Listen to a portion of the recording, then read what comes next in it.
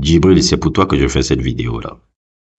C'est vraiment pour toi. Donc, j'espère qu'en faisant cette vidéo-là, tu pourras la partager et le truc. Et même commenter. Parce que c'est vraiment pour toi que je fais cette vidéo-là. Tu m'as demandé de faire un truc sur Jude Bellingham. J'ai hésité 100 000 fois à le faire. Et là, je me suis dit, bon, puisqu'il faut un peu suivre la hype du moment et les trucs un peu hype du moment, et ça ne crache pas dessus, je peux faire un peu un sujet sur lui, mais pas parce que je veux seulement parler de Jude Bellingham, parce que je veux parler aussi d'une tendance dans le football actuellement, même dans l'analyse footballistique actuelle, qui m'agace énormément. Qui m'agace énormément. Et ça va se demander si les gens regardent encore les matchs. Parce que même lui, il y a une interview qu'il a dit, les gens ne regardent pas vraiment le match, les gars, regardez si tu as marqué ou pas. C'est Jude Bellingham qui l'a balancé quand il était en train au Classico, quand il était en train de se battre, je sais pas si avec Pedri ou Gavi, je sais pas quoi. Je sais sorti un peu là. Jude Bellingham. Fabuleux joueur. C'est pas maintenant que, parce que on va dire que c'est depuis cette année que les gens s'intéressent vraiment à Jude Bellingham. Les gens ne regardaient pas Jude Bellingham quand il était à Birmingham et les gens ne le regardaient pas à Dortmund. Ceux qui le disent, ceux qui le regardaient sont des menteurs. La grande majorité des gens, surtout ici en Afrique, ne regardaient pas Jude Bellingham. Moi, ça fait 4 ans que je parle de ce joueur. Je parle de truc parce que moi, c'est les matchs de Birmingham, je le voyais. C'est comme un peu, par exemple, ici en Afrique, il y a une équipe que personne ne regarde, Brighton. Brighton est l'une des plus belles équipes de Première Ligue depuis 2 ans, avec le super entraîneur qu'ils ont. Personne ne parle de Brighton. Personne ne parle de Brighton dans les autres continents, peut-être. Pour les connaisseurs de foot, ils parlent de Brighton. Mais ici, là, en Afrique, personne ne parle de Brighton. Je dis ça, je dis rien. D'ailleurs, même, j'essaierai de faire un sujet même sur ce club-là, sur son coach et la façon qu'il joue là, parce que c'est le meilleur jeu de Première Ligue, c'est eux qui l'ont. Bonjour, bonsoir, bienvenue à la chaîne du Sorcereur, et aujourd'hui, on va faire un sujet sur Jude Bellingham. C'est pas forcément un sujet sur Jude Bellingham, comme je l'ai dit encore, c'est un sujet sur un truc qui m'agace en ce moment un peu dans le football moderne. C'est les comparaisons farfelues et les analyses bidons qu'on peut avoir sur un joueur alors qu'il y a absolument aucune similarité. Vous voyez bien ce que je veux dire là, vous avez vu la photo, vous avez compris de quoi je parle. Tout ça parce qu'un mec vous a fait une interview en vous disant que oui, il regarde les vidéos de trucs. Jude Bellingham est un fabuleux joueur de foot. Jude Bellingham est le prototype même du milieu de terrain moderne. C'est-à-dire que quand je le vois, il me fait penser un peu à ce que Abou Diaby aurait pu être. Mais on a déjà eu des joueurs comme Jude Bellingham qui ont brillé au haut niveau, qui ont brillé même dans des gros matchs de Ligue des Champions, qui sont même vainqueurs de la Ligue des Champions, qui ont brillé en Première Ligue. Et ce joueur-là, c'est Yaya Touré. Parce que vous êtes là en train de faire Jude Bellingham, Jude Bellingham, Jude Bellingham, Jude Bellingham. Mais avant Jude Bellingham, il y avait déjà un joueur de ce profil-là, capable de défendre, d'attaquer, d'avoir un physique colossal comme ça, là, et capable de marquer des buts, avec une supervision de jeu. C'était Yaya Touré. Yaya Touré à Manchester City, c'était ça. J'ai l'impression qu'on a excessivement sous-coté cet individu-là. Il était parmi les meilleurs milieux de terrain au monde quand il était à son époque. Elle a été utilisée un peu de manière très basique au Barça parce que Guardiola voulait juste quelqu'un qui fait seulement une passe et relance. Quand il est venu à Manchester City, c'était lui le meilleur joueur de Manchester City. C'était pas Agüero, c'était lui.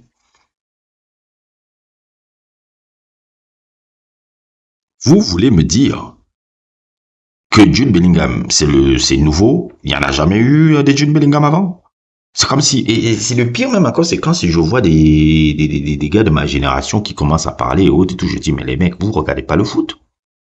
Vous êtes assez vieux pour avoir vu le foot aujourd'hui. Vous, pas vous. Et je reçois un message d'un de mes camarades qui me dit, oh, ouais, moi j'attends pas ces trucs sur le foot, c'est bien et tout, mais je veux tes trucs sur Jude Bellingham. J'ai dit, mais c'est pas possible. Même toi, tu entres dans la hype. Ah non, parce qu'il dégage quelque chose qui rappelle Zidane. Mais tu es fou. Qu'est-ce que tu racontes? Jude Bellingham ressemble à Zidane où? Il n'y a rien qui sont pareils. C'est deux joueurs complètement différents. Jude Bellingham, oui, il essaie un peu de s'inspirer un peu dans sa façon d'éclairer le jeu et autres et tout. Mais Jude Bellingham ne ressemble en rien à Zidane. C'est comme si vous avez oublié. Vous regardez, mais Zidane ne jouait pas du tout comme ça. Donc ça veut dire que quand vous me dites que Jude Bellingham ressemble à Zidane, ça veut dire que vous me dites que Jude Bellingham ressemble à Enzo Francescoli. Parce que s'il y a bien deux joueurs qui sont similaires, c'est Enzo Francescoli et Zinedine Zidane. L'idole de Zidane, Enzo Francescoli. Ça, c'est quand tu regardes Enzo Francescoli jouer et quand tu regardes Zidane jouer, tu dis, ok, toi, tu t'es vraiment inspiré de. Tu dis, ok, Zidane, tu t'es vraiment inspiré de cet Uruguayen-là. Vous jouez pareil. D'ailleurs, même, j'avais envie de faire un sujet même sur Enzo Francescoli. Je ne sais pas encore comment l'aborder, mais j'ai envie de bien faire sur un des plus grands joueurs vraiment de l'histoire du foot. Zidane joue comme Enzo Francescoli. Donc, si vous me dites que Jude Bellingham joue comme Zidane, vous voulez me dire que Jude Bellingham joue comme Enzo Francescoli, ce qui est erroné. C'est débile. Je suis désolé d'être dur avec vous, mais c'est débile. On en vient encore à des analyses bidons par des gens qui regardent juste des propagandes médiatiques sans avoir vu les matchs, sans avoir analysé les joueurs et toujours en train de surfer sur des hypes débiles. On a l'impression, et c'est ça le problème un peu, parce que j'ai l'impression que beaucoup d'Américains maintenant, beaucoup d'Américains s'intéressent au foot depuis quelques années. Et le fait que les Américains s'intéressent au foot gâte l'analyse footballistique parce qu'elle devient beaucoup plus statistique, elle devient beaucoup plus erronée. Je regarde un peu sur les commentaires que je vois beaucoup d'Américains maintenant en train de regarder le foot. Et leur manière de regarder le foot, puisque eux, ces Américains-là, ils ont été biberonnés par la rivalité Messi-Cristiano Ronaldo où ils se sont paluchés là-bas. C'est ça qui les rappelle leur délire de NBA. Ils essaient encore de remettre ça sur les Mbappé Haaland et ajouter ça encore avec un mec comme Jude Bellingham. Qui, même quand il fera peut-être un mauvais... Jude Bellingham ne fait pas forcément des gros matchs. Hein. C'est vrai qu'il marque beaucoup de buts, mais il ne fait pas forcément souvent des gros matchs. Il y a des jours où Jude Bellingham ne marquera plus, alors qu'il fera des super matchs. Les gens diront Jude Bellingham n'est pas bon. Vous voyez qu'est-ce qui est dangereux dans vos analyses foot bidons là, basées sur les stats là. On en revient à ne même plus regarder les matchs et à faire des analogies et des comparaisons futiles, débiles, complètement d'aboutir. Et quand ça est venu des gens de ma génération qui me disent « Oh, il dégage quelque chose de Zidane », j'ai mis les mains sur la tête quand tu m'as dit ça. J'ai dit « Mais Djibril, pas toi !» Allez, pas toi, que ce soit les jeunes générations là qui balancent ça, ok. Ou les footix, ok, mais pas toi. Tu comprends mieux le foot que moi. Tu comprends le foot aussi bien que moi. Et tu as Internet. Comment tu peux raconter des conneries comme ça? Comme si on n'a pas vu Yaya Touré. Et d'ailleurs même aussi, ça je reviens aussi au truc.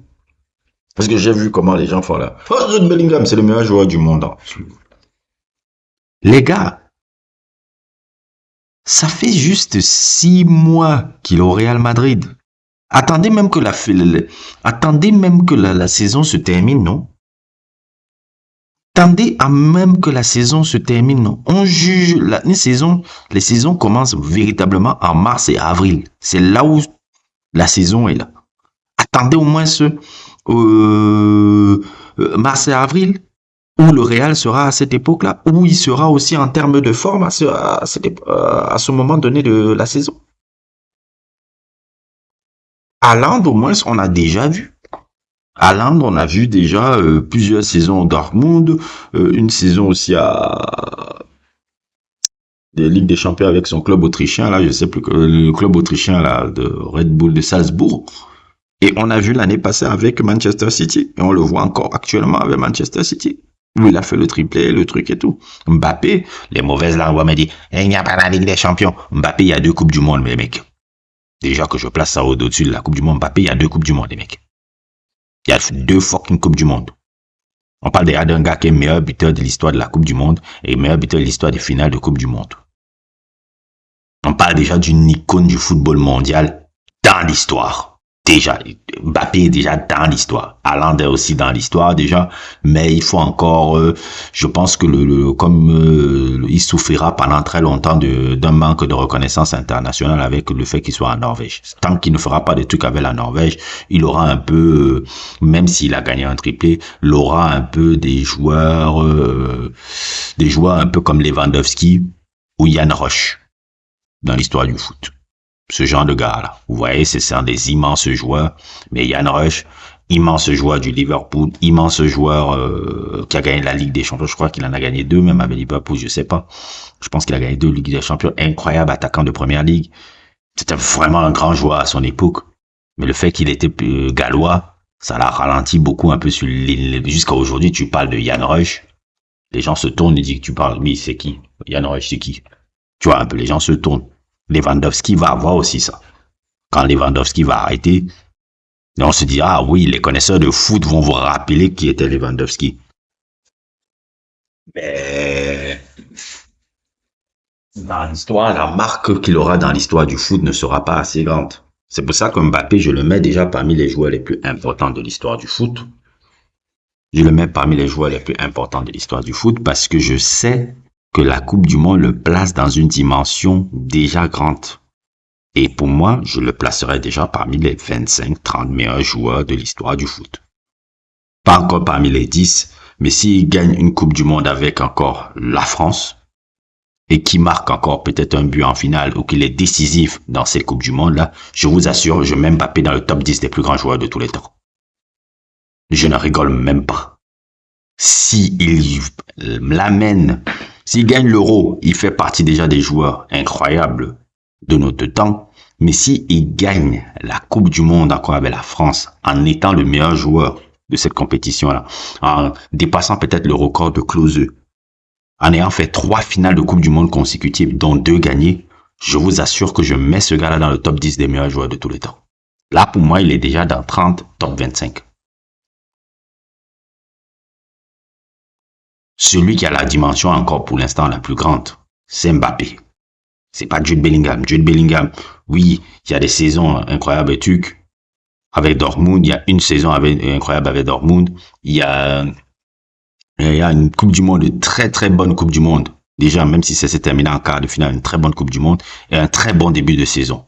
Vous ne pouvez pas déjà décréter des gens qui sont meilleurs joueurs du monde alors que l'accomplissement, la saison, on n'a même pas encore vu dans les moments décisifs d'une saison, on l'a même pas encore vu et autres et tout. L'année passée, Dortmund allait gagner le championnat allemand.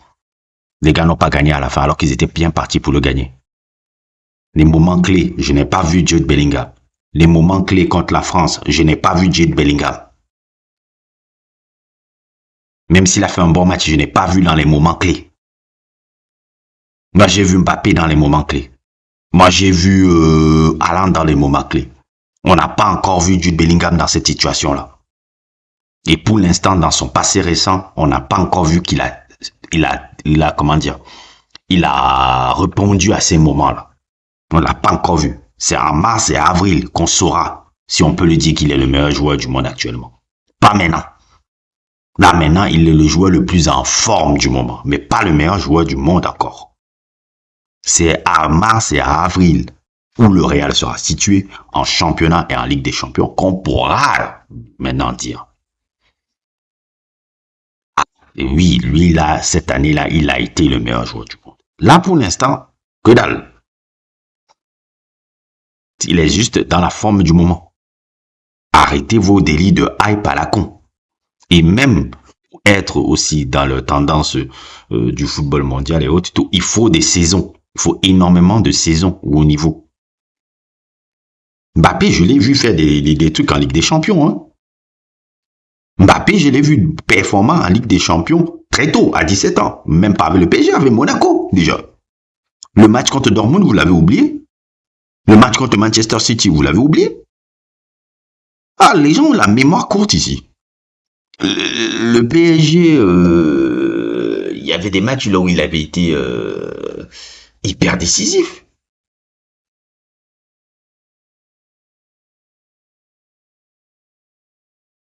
On attend encore, il y a des saisons. Jude Bellingham, c'est pour la première fois que vous le voyez à ce truc-là. Oui, le match de poule, c'est cool. Mais attendons mars-avril. Mars-avril. Et pour l'instant, dans son passé récent, dans les matchs toujours couperets, contre les gros matchs, Jude Bellingham n'a pas répondu. La France, contre la France, il était bon, mais il n'a pas fait le cap du joueur d'être décisif. Dortmund, l'année passée, il n'a pas amené Dortmund à gagner le championnat l'année passée. Ils ont flanché la dernière saison. Moi, je regarde les matchs des... Vous qui regardez vos gars là, hype là, moi je les suis depuis. Vous venez là, ouais, Jude Bellingham, ouais, Jude Bellingham, réel. Vous ne pensiez même pas à qui c'était ce joueur là il y a quelques années. Non, là maintenant, je vous donne les réceptes. En Dortmund l'année passée, dernier match de la saison. Allez voir ce que Dortmund a fait l'année passée. Ils étaient proches de gagner. Franchement. Moi, j'ai vu Mbappé sortir l'équipe de France de la merde plusieurs fois.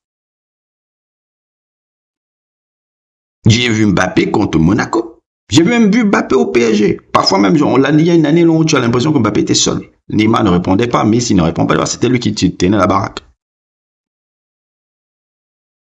Une saison est longue. Erling Haaland, pareil, on a vu Erling Haaland dans les grands matchs. L'année passée avec le Bayern. On l'a vu dans les grands matchs. On l'a vu dans les grandes saisons. Il y a des gars qui ont, pour l'instant, les gars qui sont encore devant là, c'est Haaland et Mbappé.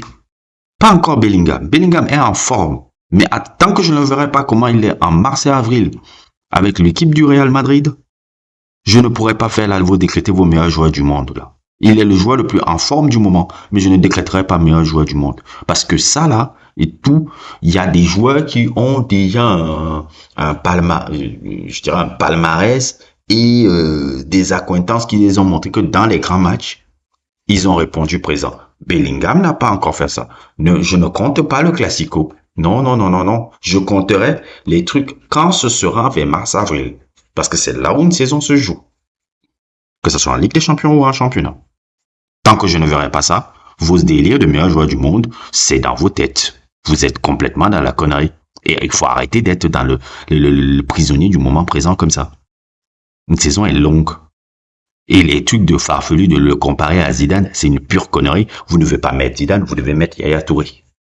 Yaya Touré, elle, d'un de ses prototypes, je l'ai même parlé, même dans le sujet même du Cameroun des années 80, comment il ressemble aussi un peu à un autre de nos joueurs, à Bega Théophile. Il ressemble à ces joueurs-là, profil grand, costaud, technique, capable de défendre, capable d'attaquer, capable de jouer tous les postes du milieu de terrain. Oui, Yaya Touré était comme ça.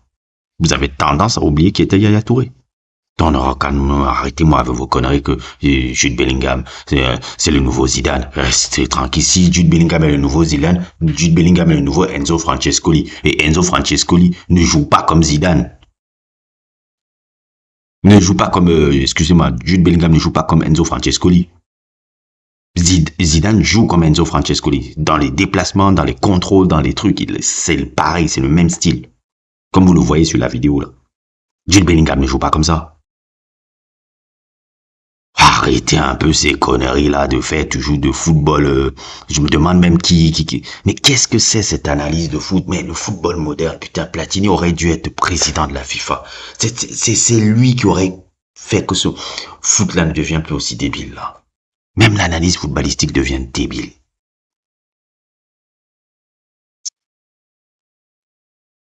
N'hésitez pas à liker, n'hésitez pas à vous abonner. Et à plus pour d'autres aventures.